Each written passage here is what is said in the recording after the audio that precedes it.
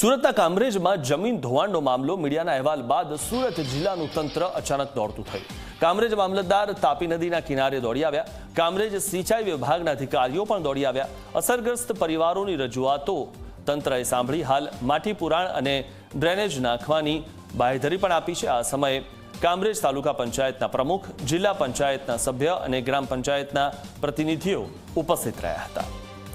તો જ્યાં સુધીમાં કોઈપણ વાતની રજૂઆત મીડિયામાં ન થાય ત્યાં સુધી બહેરા કાન સુધી વાત પહોંચતી નથી.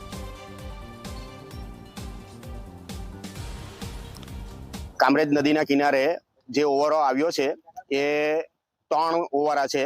થાણે ઓવરેથી લઈને માછી ઓવરો અને બીજો ભાલિયાવાડ ઓવરો. એ 3 ઓવરો ઉપર આ 4 દિવસના ભારે વરસાદમાં ઘણું નુકસાન થયું છે. ત્યાંના રહેવાસીઓનું પોતાનું જાનનું જોખમ પણ રહ્યું છે. તો સરકારી તંત્ર દ્વારા જેમ બને તેમ વહેલી તકે એને નિવારણ કરવામાં આવે એવી અપેક્ષા સાથે અમે અહીંયા કાર્ય કરી રહ્યા છીએ. અત્યારે ઇન્સ્પેક્શન કર્યું છે અને બીજા ઘણા અધિકારીઓ પણ અત્યારે અહીં વિઝિટ પર આવી રહ્યા છે.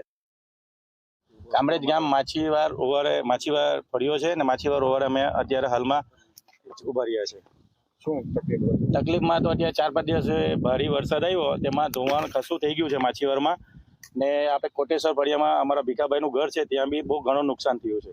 સાવચેતના પગલામાં તો એ લોકોને અમારા તલાટી સાહેબને સરપંચે જાણ કરીને ઘર ખાલી કરાવ્યા છે. ને હાલમાં અત્યારે જિલ્લામાંથી એક ટીમ આવી છે અને સર્વે કરીને પંચકેશ કરે છે.